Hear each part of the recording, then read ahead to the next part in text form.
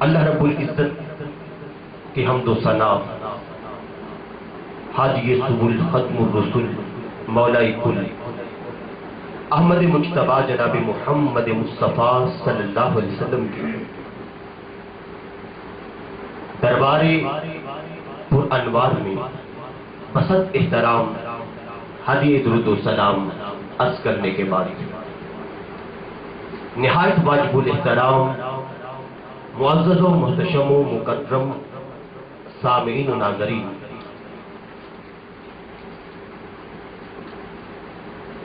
15 مارچ بروز منگل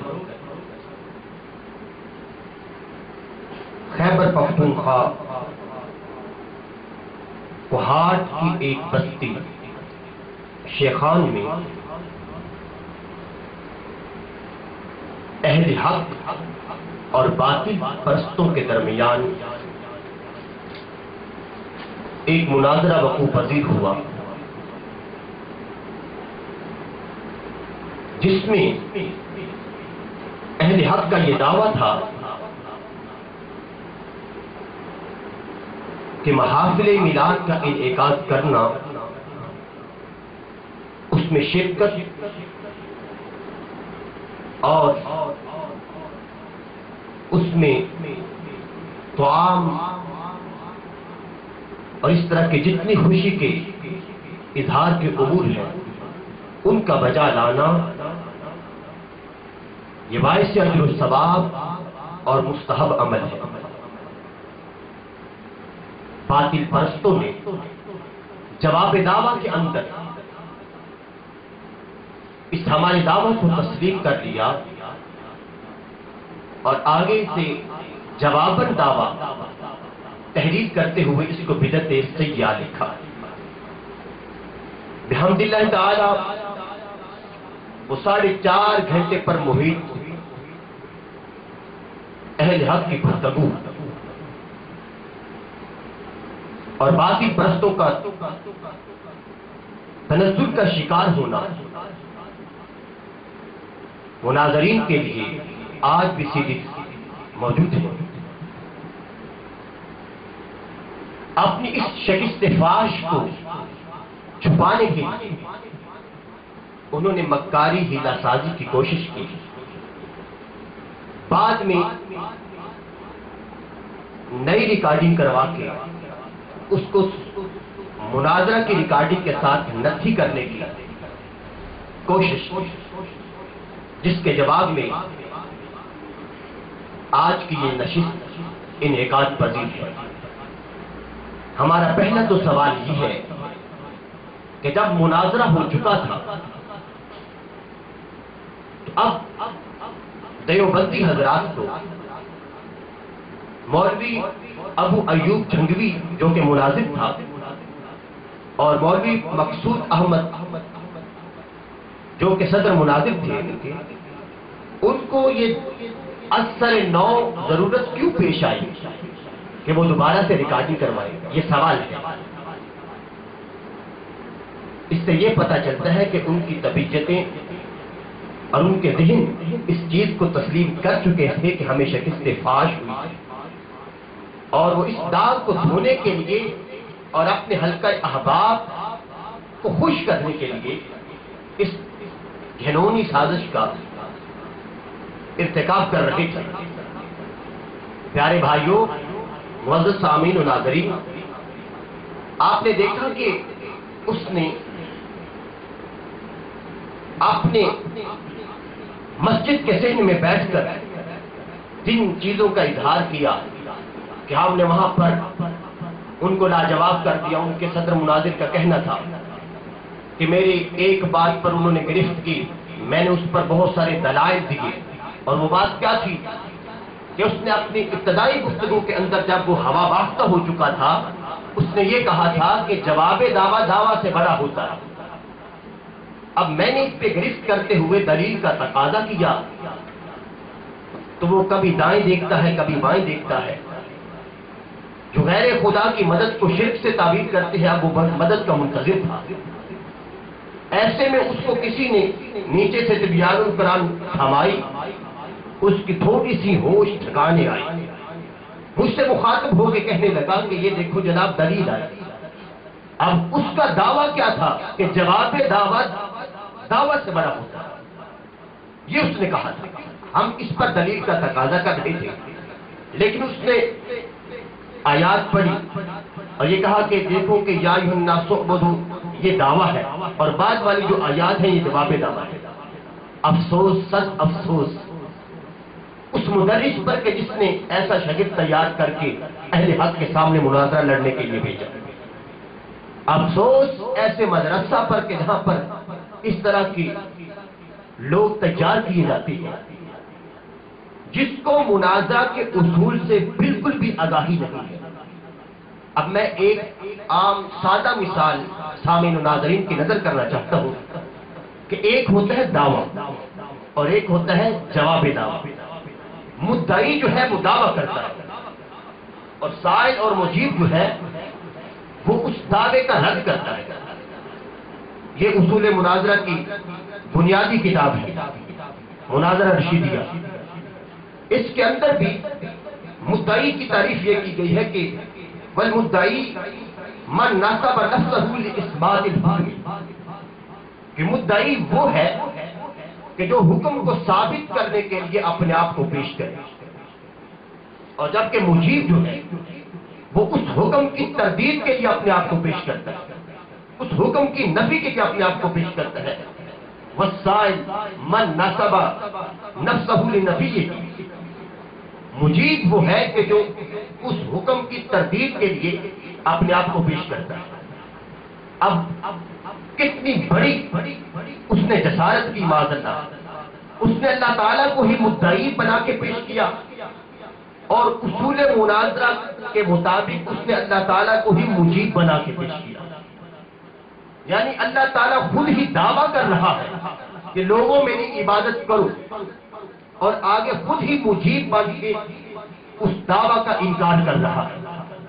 یعنی معنی یہ بنا، عام فہم معنی یہ بنا کہ اللہ تعالیٰ ایک آیت میں عبادت کرنے کا حکم ارشاد فرماتا ہے اور بعد والی آیات میں اس کا انکار فرماتا ہے۔ تو یہ اقتضاد ہے۔ قرآن مجید فرقان حمید میں اقتضاد نہیں، اس کے دو مضمون آپس میں ٹکراتے نہیں ہیں۔ یہی اس کے کلام اللہ ہونے کی سب سے بڑی دلیل۔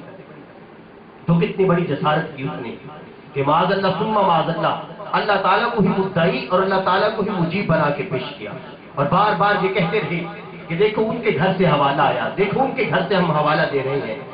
جناب صدر مناظر صاحب، آپ یقیناً میری گفتگو کو سماعت کریں گے اور ہو سکتا ہے کہ اس کو کبوں کا شوربہ سمجھ کر ہڑپ کرنے کی کوشش کریں اور اپنے اس ذلت کے داغ کو چھپانے کی مزید کوشش کریں۔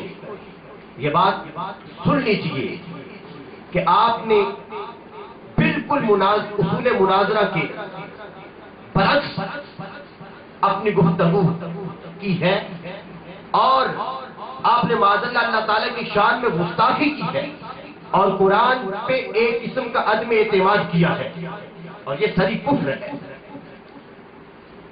ناظرین،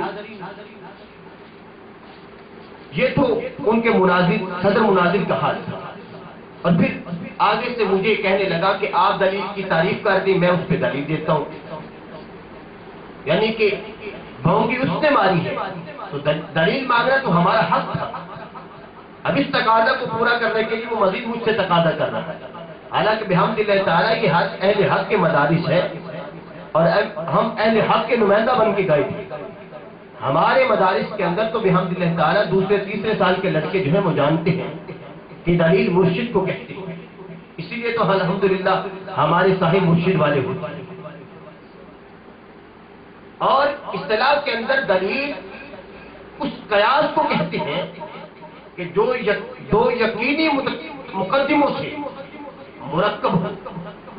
اس بات کے مجھ سے تقاضا کر رہا تھا کہ جو وہ پیش کرنے میں دلیل لانے میں وہ ناکام رہے، اور بحمد اللہ تعالیٰ پھر پورے مناظرے کے اندر جو انہوں نے جواباً دعویٰ کیا تھا کہ میلاد پاک کی محافل سجانا اور مدینہ منورہ کے ماڈل بنانا اور کیک کاٹنا یہ بدعت سیاح ہے، ایک دلیل بھی قرآن و سنت سے وہ پیش نہیں کرتے.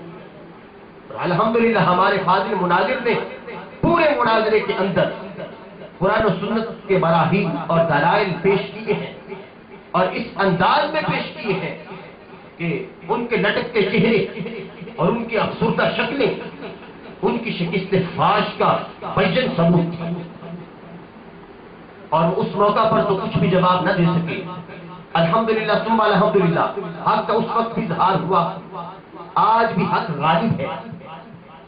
آج بھی ہم انہیں دعوت فکر دیتے ہیں کہ میلاد پاک ہی ہر صدی میں اس امت کی تجلی رہی ہے، اور میلاد پاک کی محافل کا ایک تسلسل پوری امت کے اندر جو ہے وہ دکھائی دیتا ہے.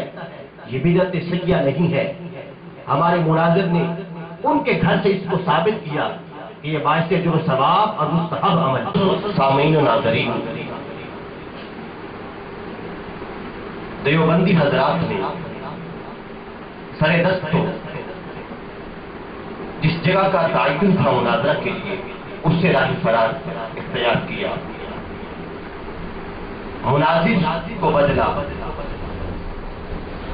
اور موضوع مناظرہ میں پورے مناظرہ کے اندر انہوں نے گفتگو نہیں کی، اور جو شرائطی مناظرہ تھی ان سے بھی انحراف کیا. میں اپنے سامعین و ناظرین سے یہ پوچھتا ہوں کہ یہی وہ بنیادی اصول اور ضوابط نہیں ہوتے جن کی بدولت مناظرہ کا نتیجہ اخذ کیا جاتا ہے؟ اس میں سے وہ کون سی چیز تھی جس پر وہ کار بند رہی؟ شرائط مناظرہ کے اندر یہ بات طے شدہ تھی، اور اگر آج بھی آپ سیریز کو سنیں تو بندہ ناچیز کو بار بار یہ بات دہراتے پائیں گے کہ پہلی اور آخری ٹرم ہماری ہوگی، چونکہ دعویٰ ہم نے کیا ہے، اور پہلی اور آخری ٹرم ہماری ہوگی. انہوں نے حسب روایت اس سے بھی انحراف کیا. جب آخری ٹرم کی باری آئی تو کھڑے ہو کر نعرہ بازی کرنے لگے. ہم نے تقاضا کیا بھی اصول کے مطابق طے شدہ معاملہ تھا کہ پہلی اور آخری ٹرم ہماری تھی، لیکن وہ اس سے راہ فرار اختیار کر گئے.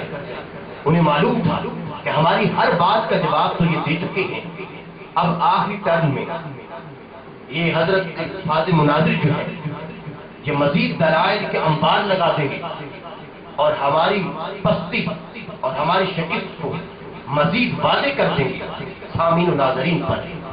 تو ایسے میں انہوں نے راہ فرار اختیار کیا. سامعین اب خود ہی فیصلہ کرے.